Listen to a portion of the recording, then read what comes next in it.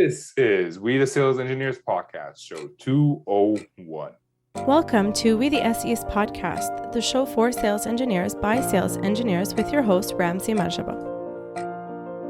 What's up, SE Nation? Welcome back to another episode, and I have a special guest today, and she's a special guest because she's one of my coaching clients, the one I've been helping for a little bit now, and her name is Christelle Joseph. She wanted to come and share her experience, not about the coaching, although, hey, I wouldn't hold it against her if she did, but the struggles that she's had and the decisions that she's made and where she's going moving forward. So she has an interesting story, and I really wanted her to share it because I'm sure she's not the only one who's seen what she's seen, and I don't want people to think that she is the only one.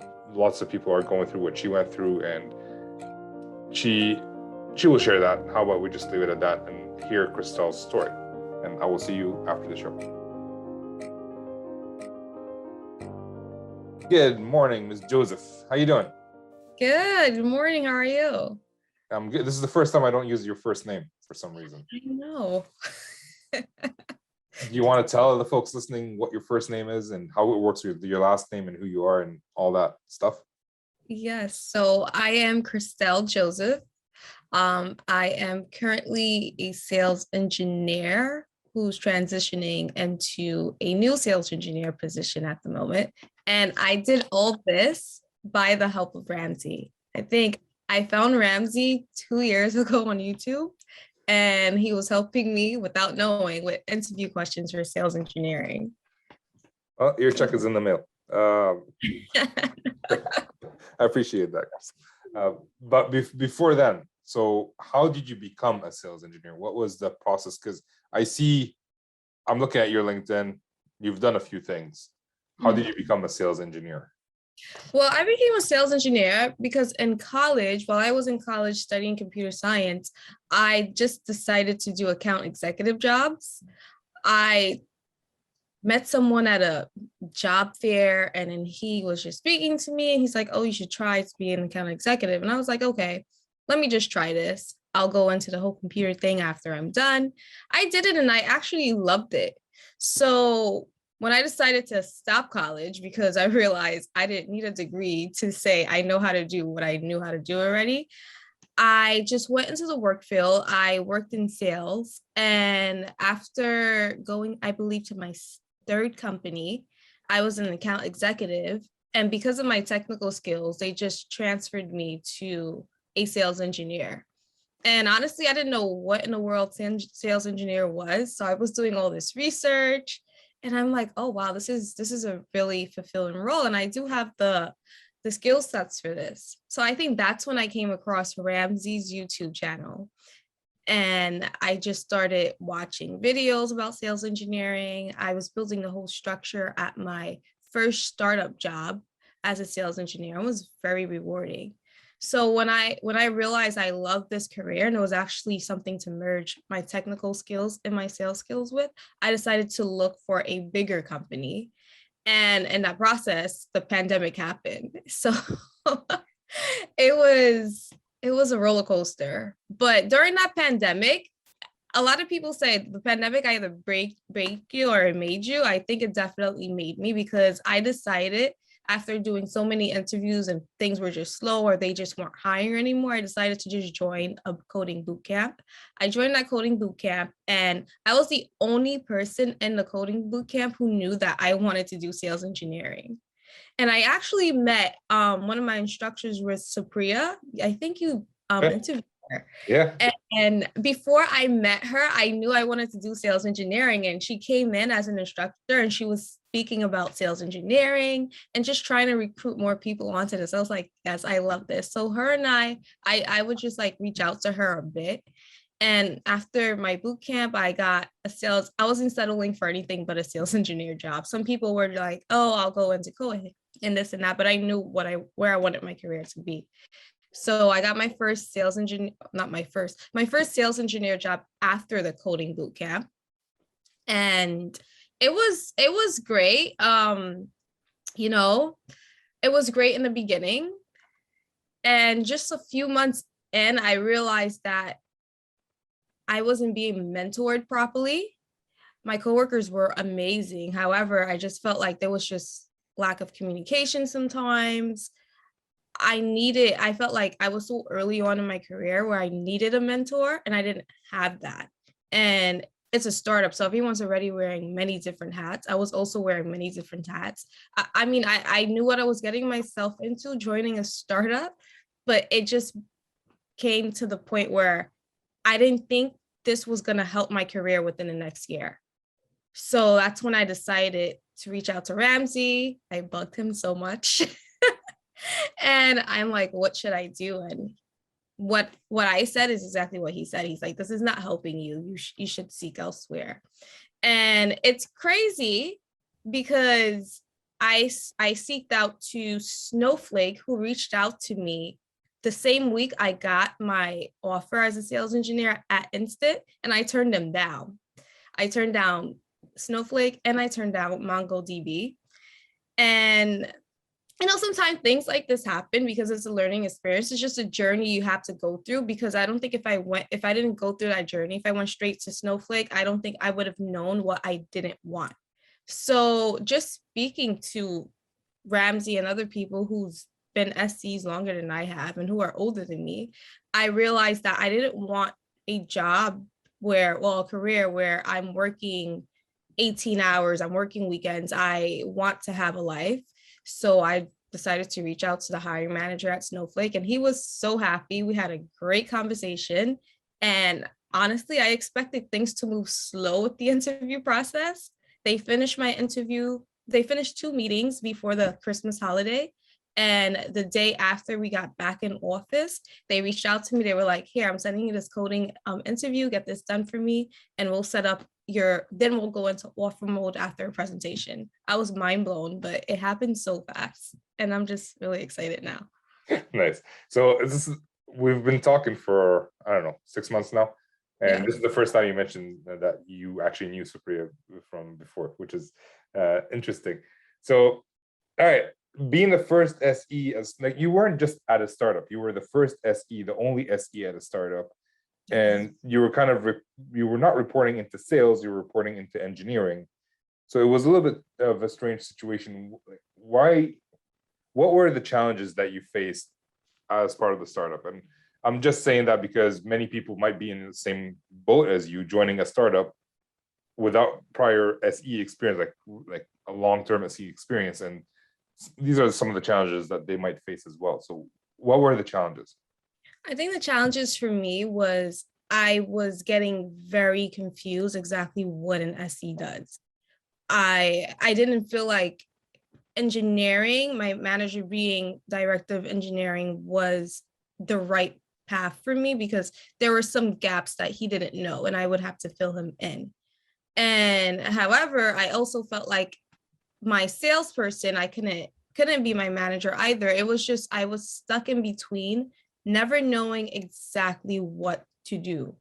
It was some days it's like, oh, focus more on your technical skills. And I'm like, okay. There were so many different techs to take on. And sometimes I felt like a system integration person. Sometimes I felt like customer support. I was everything. And I get that I'm at a startup, but I think for someone who is an SC and you don't have more than a year or 2 experience, I think it's best for you to be under the belt of somebody who has prior experience, or actually have a manager who is an SC. You really can't just build structure by yourself. I mean, you can, but it really depends, because I remember previously at my old company, when I started my career as an SE, I was actually reporting to a salesperson. So it was different. The flow was very different.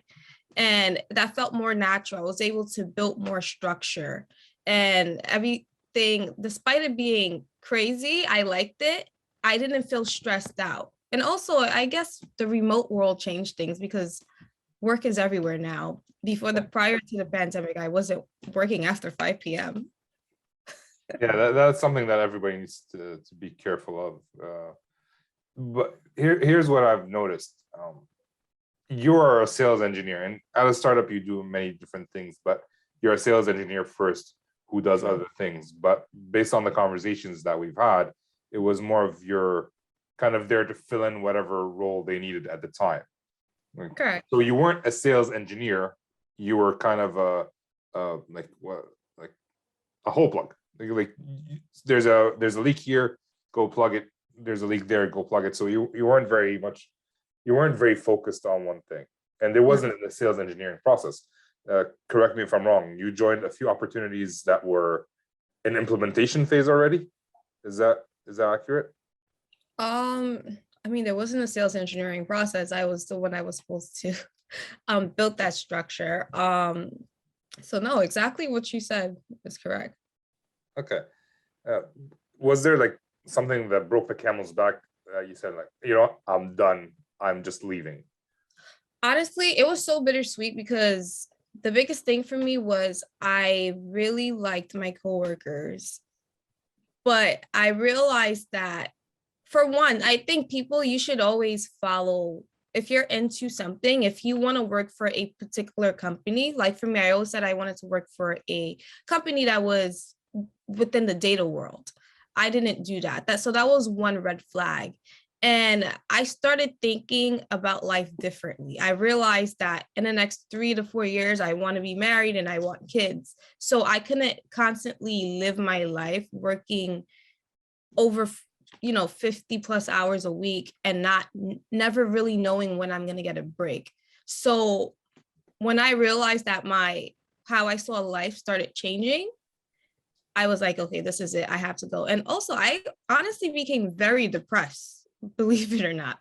So it was just, I had to get out of there. Okay. And so now you know what you don't want.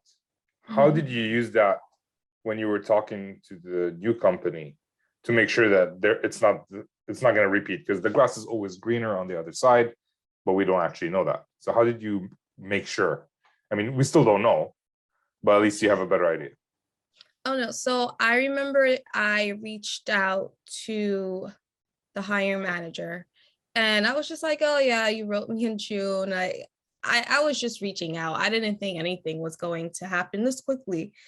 And he's like, yeah, let's set up a meeting. So he set up like a 45-minute meeting, but it ended up being 2 hours. And I really knew what I did not want and I knew what I wanted. So I asked him, how are you going to help me in my career? Am I going to have some sort of mentor? How is the work-life balance? If I was to be out of office, who's going to back me up? How many clients are in POCs at once? How is customer success handled? So I knew all the questions to ask. I asked for the structure of the sales process. How often are we meeting quota? I asked all these things and he just made me feel so much better without even knowing, because I was dealing with a lot at my current company. And I was like, I like these people. And I think a few days later, I met with who is going to be my actual manager. And that meeting was really short and sweet. It was like 15 minutes. And I liked them too. I was like, okay, they were people who really wanted to help you within your career. So I explained to them where I saw myself within the next 10 years. And I understand that may change, but that's where I see myself. And they were like, yeah, we have people who can help you do these things. So I just feel I feel like I'm at a good spot right now. A lot of people are afraid to ask the questions that you asked, like, hey, here's my 10-year plan, or what are you going to do to help me? What drove you to ask these questions? Honestly, I don't want to repeat the same thing I repeated. I want to be at a place that is going to help me. A job has to also help you. People tend to forget that. You're not just there to help the job. They can get rid of you anytime and they'll be just fine, but did it help you? Are you going to help me within the next year? Is my career going to be different? So that's what I thought of. What drove me to really ask these questions is because I'm at a point in life where I want to grow. And if you can't help me grow, then I don't want to work for you. That's basically it. It's interesting. Like, yeah, we're in a lot of cases, we're a number. We're X number of dollars. We're whatever health benefits we get. So when we're working with these companies, I mean, yeah, the hiring manager knows our name, they care about us. HR may not. And if HR or the CEO or someone says, oh, you need to let go X number of people, I don't care who it is, your number might be up. But it is in their best interest as well to kind of help you achieve your goals within their ecosystem. I mean, some people might help you like find a job elsewhere. I mean, not find a job elsewhere, but prepare you for a job elsewhere. But most of them would want to keep you within the company in one way, shape, or form. So, Yeah. and I think I talked to Julie Mall, and that's something that she was, her performance review was also like a part of that was part of her performance review, where how can she enable people within her team to achieve their goals within the company that she works for. And that's something that we forget and we're worried about asking, or we don't want, like, hey, what are you going to do for me? That's something that sounds selfish. Maybe we can word it differently than what I just did. But it is important for us to actually know that we're interviewing them as much as they're interviewing us. Right. So you talked to one manager for 45 minutes, for 2 hours, you liked him. You talked to another manager for 15 minutes. Like, generally speaking, within 15 minutes, how did you get the feeling that, oh yeah, I like this person? So he reached out to me on LinkedIn and he said, hey, Dennis said that you were cool and I would like you. So let's set up a meeting. He set up the meeting and then we just did, he's like, tell me about yourself. So I was telling him about my cats and just like a little bit background about myself. And he was just very nice. And instantly he was like, I hate when Dennis is right, but he's right. I actually like you. So it felt so natural. Nothing felt forced. And I can see, like, just within the 15 minutes, he explained his story, how he became a sales engineer manager. And he just wants to help. He's like, he's at the point of him and Dennis are both at the point in their careers where they really just want to help people be better SCs or be wherever you want to be. So you can tell when someone is being genuine or it's just, okay, I need you to work for me. So join the team. Yeah.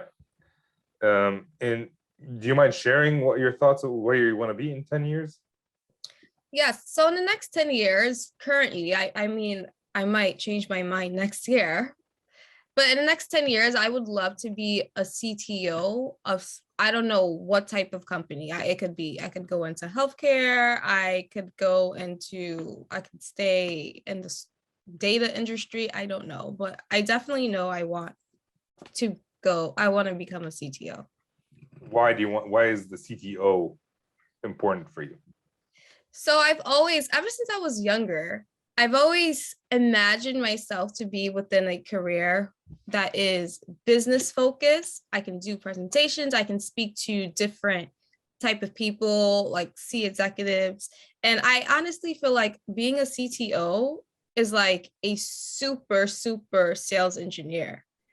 I know you can do other things with your sales engineer career. You can go to other journeys. You can even become a full-time salesperson or software engineer. But for me, I want to keep that business as well as my technical skills merged together, if that makes sense. It does. So how are you planning on getting there? Assuming Snowflake, assuming they help you, or they just stay out of your way. What are you going to do to get there? What is your plan? So my plan is I am going to definitely, I've done some research and a lot of them have their masters. So I need to get a master's in business.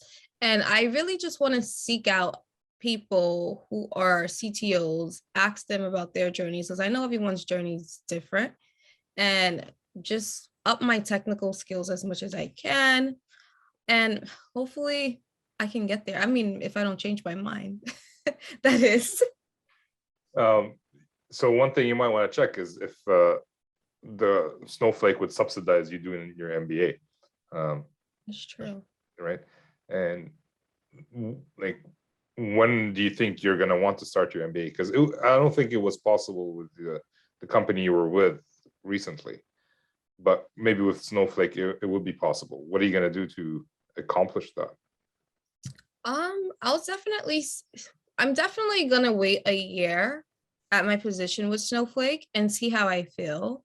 And if I still see myself wanting to pursue to be a CTO, I am going to speak with my manager about career development. But I know he did say they have people who can mentor me for CTO and things like that. So yeah, I'm taking it day by day. I really want to focus on being a good sales engineer right now. Okay, so short-term goal is being a good sales engineer. What does it look like to you being a good sales engineer? I think being a good sales engineer for now, to say what it looks like to me is just being more confident to give demos. Snowflake has this bootcamp program that I'll be going through, so that's definitely going to help me. Just understanding the product and getting that mentorship from someone to actually guide me. I'm not just thrown into the forest and it's like, okay, go ahead. What else do I expect? I expect to be hitting my numbers. Shoot, I expect going over my numbers if that's possible. So I'm setting these goals for myself. And I honestly, the last 2 years, I've been achieving everything that I've wanted to. So I don't see why I couldn't achieve what I'm setting for myself right now. So only time will tell. Yeah. Is it possible that you're not challenging yourself enough? I, I don't want to be too hard on myself because I had sleepless nights. I don't want to be that person that's overworking myself and then I start to lose focus on my personal life too. Yeah. Because we tend to well, I used to do this all the time. I let work get in the way of my life. Work was my life. And I realized work is not your life. You need that personal part of your life. So I don't want to over challenge myself. Do you feel like I'm not challenging myself? I feel like you had a lot of challenges, right? Which weren't necessarily leading you to your goals. Correct. From what I've seen. But hopefully right now that you might be a little bit more focused, you'll be able to actually set goals that you want and exceed them and know that, hey, I just set these goals and exceeded them. Maybe I should set a little bit higher goals next time around. With that in mind, like you should have goals for your personal life as well. And hopefully your personal life and your professional life will help you achieve both goals together, not work against each other. So if your goal is to meet someone and have children in 5 to 10 years, your goal isn't to work 60 hours a week. Yeah. Right. Maybe your goal would be the challenge would be to limit yourself to 40 hours a week with once a month going 50 hours a week. Like 1 week, that's 50 hours. Maybe that would be a good challenge. But the challenge isn't always like, hey, I want to achieve more. The challenge could be like, I want to achieve something within a time constraint. Because like, I think it's Gary Keller from Keller Williams, like anybody can be successful if they work 80 hours a week. The challenge is to be successful while you're working within time constraints so you can use that success for something in your personal life. Right? Like, hey, I could work on my job in WeDSEs for 90 hours a week. I have enough things to do for 90 hours a week. I wouldn't see my family. Is that a success or is that failure? For me, it's failure. Like, I would rather spend time with my kids and have them run into my stomach for some reason that they enjoy doing that, and versus working 90 hours a week. So I think hopefully within the next year, you'll know what you can set yourself, like what challenges you can set for yourself. But no, I think you were challenged plenty. We've actually had conversations like in weird alleys. Like, yes. Because you were going through some stuff. I wasn't in the alley. You were in the alley and I was worried about you. That is correct. What was that? I said that is correct. So, all right. So you want to achieve your goal. You want to hit your quota, achieve your goal. You're going to go through a boot camp. Do you have in your mind, like, did you set like a 30, 60, and 90-day goal just in terms of like the first 3 months at your new company? So for my first 3 months, I definitely want to be able to demo to any person, whether you're a marketing, you're C-level, you're a tech person. I want to be able to give the best demo. Demo slash presentations, because I've noticed Snowflakes, they don't just do demos, but they also do presentation. So that's the first thing I'm going to be focused on. For the 6 months after that, I know I'll be done with my boot camp. I'll be certified. I really just want to, at that point, I can be hitting numbers, I suppose, because it would be my first month after the boot camp, and I have to hit quota. So what I set for myself is to actually reach, I would say 80% of my quota for the first month. Okay. And then the next 9 months, I definitely want to be hitting my quota. I should have no excuse why I couldn't hit my quota. Okay. So the first thing that pops in my mind, you've talked about demos. You want to do demos. Does Snowflake have SEs part of discovery as well? Correct, they do. Okay, so that's something, if you want to do a proper demo, like discovery seems a little bit important, at least for me. Also, in terms of hitting quota, it's very dependent on the salesperson, right? If the salesperson has their pipeline full, when you exit the boot camp and they're doing their job, they're getting support, it's possible that you can hit your quota within the first month if they're doing their job. And if they're not doing their job, it could take you 2 years and you won't hit your quota. So are you tied 1-to-1? I get 2 account managers. So hopefully one of them are hitting their quotas. But I believe, if I'm not mistaken, I'm going into enterprise level. So the standards are set pretty high. Yeah. I mean, account managers don't stay with companies for very long if they're not hitting quotas. So you should be okay. One of the things that I would recommend is also working on building a relationship with those account managers, because unlike your previous role, these will be like account managers that you're working with the entire time. They're going to need you and lean on you and all that, and you're going to need to juggle both account managers to make sure they're both happy, they're both hitting their numbers, and that probably means that you're going to be happy as well. If they're both hitting their numbers, you're going to be happy. Okay. Did you have any questions for me? Like, I felt like this turned into a little bit of a different kind of session, but hey. Really?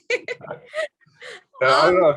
I'm just happy for you, and I want to give you all the information I could possibly give. So yeah, by all means. Yes, I do have questions, and hopefully this can help somebody else who's listening.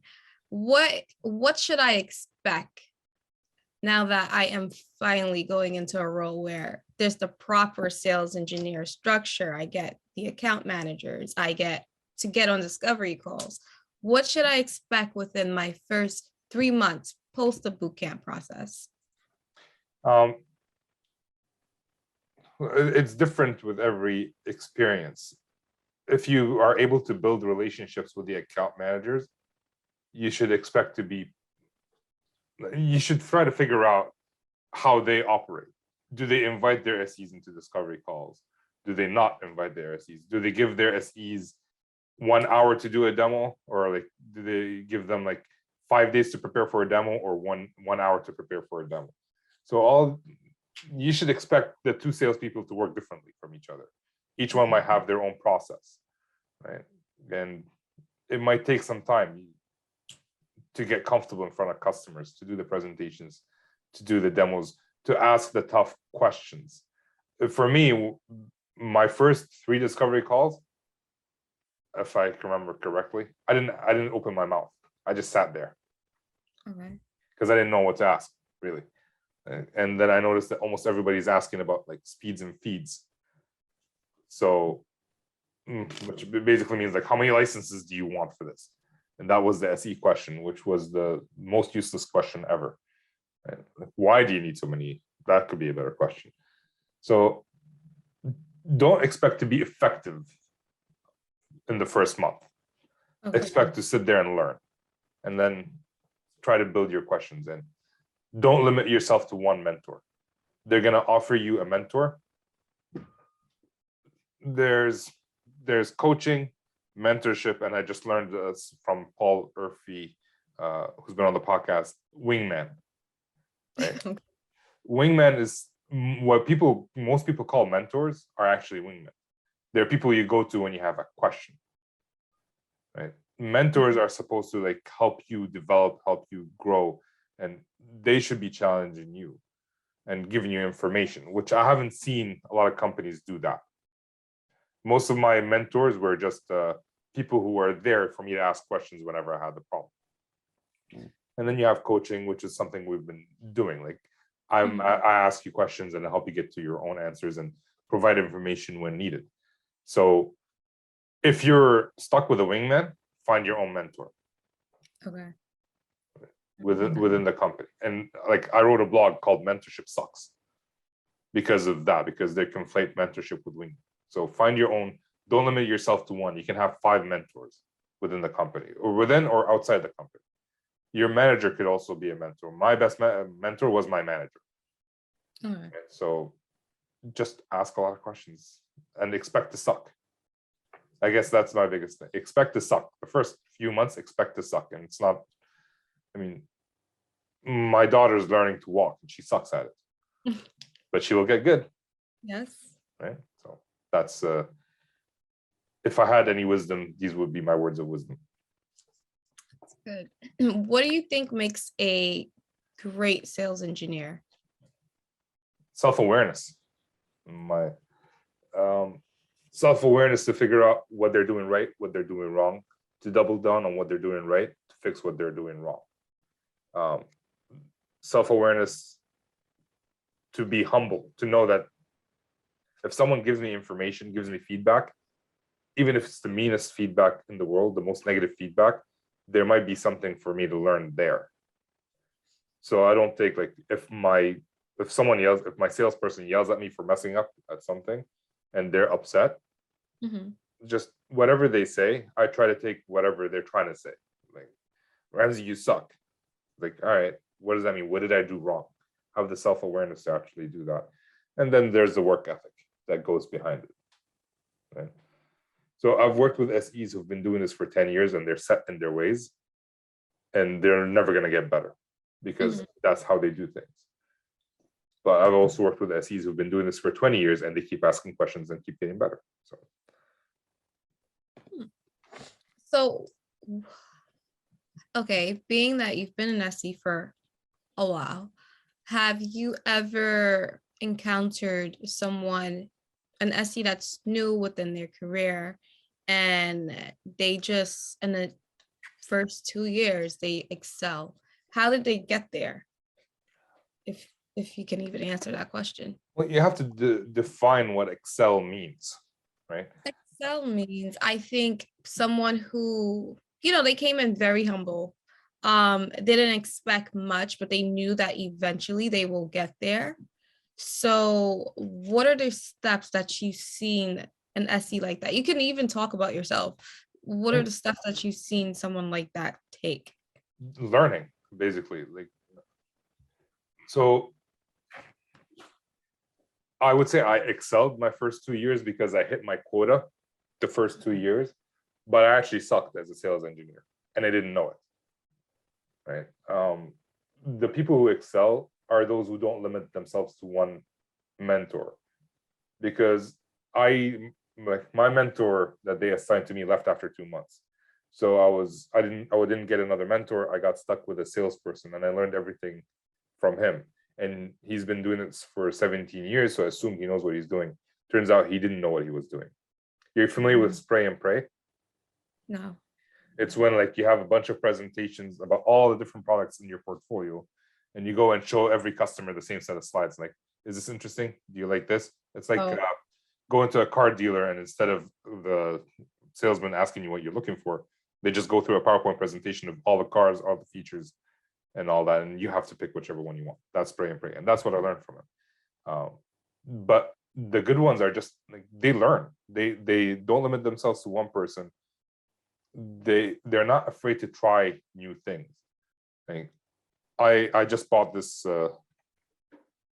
this He1 thing, and I'm trying to do my meetings using this as a whiteboard. And so far I'm sucking at it because I don't know how to write on it properly. So I'm going to keep practicing until I get better, or I'm going to go on and try something new. Will I lose some deals? I don't think so, not because of this, but it might not look as polished as some other people want. You just have to experiment. And basically that's it. People who excel are either very well, very technically proficient and know how to ask the right questions, or they just try things. Like, I'm not the best SE out there. I just try different things and see what sticks. Okay. And would you say, well, I kind of know the answer to this question, but I still want to ask, would you say for all your clients, your demos and presentations are basically the same? No. Well, there's a few things that factor in. I mean, our products can do a million different things. So if someone's looking for security, I'm not going to show them like LTE or 5G. But also, like, their problems are different. Some people need one thing over another. So maybe if it's a simple software, maybe the graphs that I'm showing are the same, but the talk track is based on their problems, not necessarily like what I think is important. It's based on the discovery I made with them and what's important for them. Now, if you're talking to like all financial institutes and they all have the same problems, then yeah, it'll end up being the same demo, at which point just record it and send it. But different people have different problems, and like different individuals have different goals that are not necessarily the same as the company goals. Like, my goal possibly as a customer could be to look good to my boss. My boss's goal could be that he wants to solve a problem, right? So, now you need to your talk track changes. True. And then if we're talking about post sales, I don't know how your company does it. So I don't know if you're being customer success or you guys have a customer success team. We do not.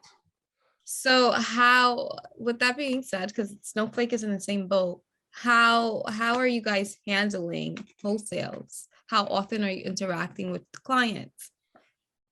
So I have a few clients that are repeat customers that I keep working with over and over, and they're my biggest customers. So I am kind of their customer success. If they run into an issue, if I don't help them fix it, they won't buy from me in the future. So it is in my best interest. Maybe I'm not going on site and doing an upgrade, but I am opening tickets for them and managing those tickets to make sure that they are solved. But it could be different. Even if you don't have a customer success team, there might be a implementation team, a post-sales team. You just might need to manage the interaction between the customer and the customer support, because this is your best customer, for example. Like, this is one customer that you really like and you want to make sure that they're happy. And the support team has a million customers. So how do you make sure that they take care of your customers first? Right? So you build that relationship with post sales. Like, I have a video on YouTube about the different partners that we work with. You need to build a relationship with post sales to make sure that, hey, if you need a favor, you can ask for a favor. Okay. Have you ever got off a call with a client and you felt like, damn, I could have done better? And if so, did you try to recover yourself somehow by sending an email or something, or you just used it for your next client? I mean, all the time. With my customers, I want to build a relationship.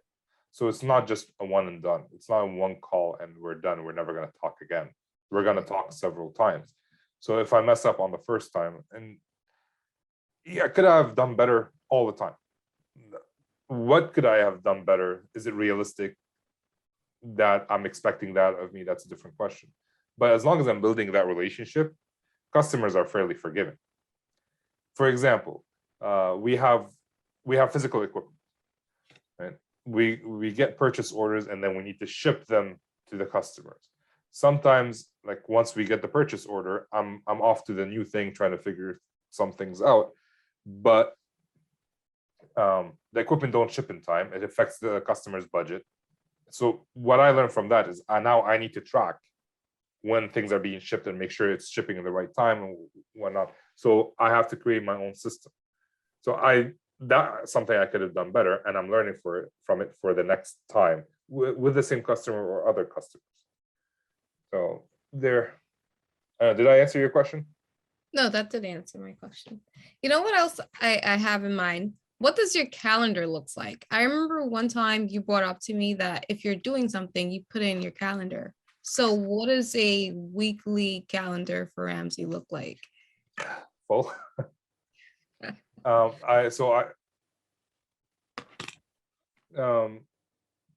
are customer meetings that are on there. There's also simple tasks like follow up with this customer, follow up with that customer, that I take a chunk of time on it, where I put all the people that I need to follow up with on certain times. If I have a demo that I need to work on, it's in my calendar. So it's not full of customer meetings, but it's full. If I, like today, I have physiotherapy. It's on my calendar so that no one books over it. So it's basically full. There are some things that I have as in my calendar, but they look free. So that, like, hey, I want to have lunch. It's in my calendar, but I have it as free. Like I can take a call during that time. Okay. If internally at least. So yeah, I mean, I can probably send you a picture. Well, I don't know if my bosses would want me to send you a picture, but like I'll figure something. I'll show you something sometime. I think that's all the questions I have, because I know anytime I have a question, I always just slack you or something. Yep, you do. So, Which is good. Yeah. All right. Well, then I have 4 questions for you. These are the not so fire round. These are the same 4 questions I ask almost every guest, and you're a guest, so let me ask you these questions. What do you love about sales engineering? What drew you to the role to begin with?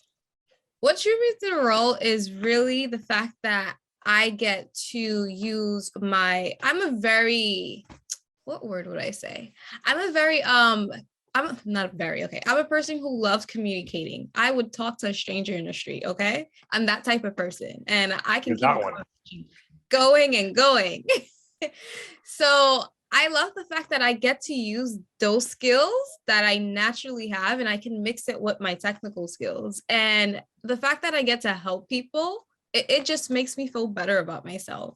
And now that I'm actually going to be working like with the sales engineering cycle, I get to see it going through the process of before it comes to me, discovery calls, this, that, post sales. I think that's just going to be very rewarding. I'm ready to see that. Nice. All right, cool. Second question of the day, or not of the not so fire round. What would you change about the role? I don't think there's anything that I would change about the role, to be honest. Maybe I'll ask you in 6 months. In like 6 months, yeah. We'll come back to this. We'll post an update in 6 months. All right. So the third question: is there a resource, like a book, podcast, whatever, that you would recommend for people who want this to podcast? Okay. Honestly, this podcast has helped me so much. So this is definitely. I mean, I've reached out to other SEs or other mentors for SEs or saw other podcasts, but this one is the best one. Oh, I appreciate that. Thank you. So the people listening already, you're telling the people listening that this is the best podcast. Yes, I appreciate that. All right, last question of the not so fire round. Is there a habit you're working on today so that you can achieve your goals, whether it's in 5, 10, or 15 years, whatever it is? Is there a habit that I'm working on? Yeah. Yes, I think for me, I am trying to work on time management. And I think time management can go a long way, because if I'm using 6 hours of my day to do something that is just completely, I mean, it will help me, but I could use 2 hours of that to do something else to help me within my career. I think yeah, I hope that answered your question. It did. Speaking of time management, so you asked me about my calendar. So I don't always have everything on my computer, but like every day I kind of write down my goals, and then I have like, you see like times there where I have like what I'm gonna do, like what So it's not everything is on the computer, but every day I put it in. I try to figure out what I'm going to do that day to achieve my goals. So I don't know if that helps you or not. But No, it doesn't. I do that this way because I get distracted easily. I'd be looking at my calendar and then all of a sudden I'm on YouTube. Like, I don't know how that happened. So Oh my yeah. gosh. All right, Christelle, yeah. Any last words before you go? No, I mean, just thank you, Ramsey. Like, you kind of turned me into this SC. So I said thank you for that. It is definitely my pleasure. It's been great working with you and looking forward to more sessions. And where can people reach out and connect with you if they want to do that? You can reach out to me on LinkedIn, and that should just be Christelle Joseph. Okay. I'll put a link in the show notes for people, make it easier. All right, Christelle, it was great talking to you as usual, and looking forward to more chats. Yes, you too. Have a good day.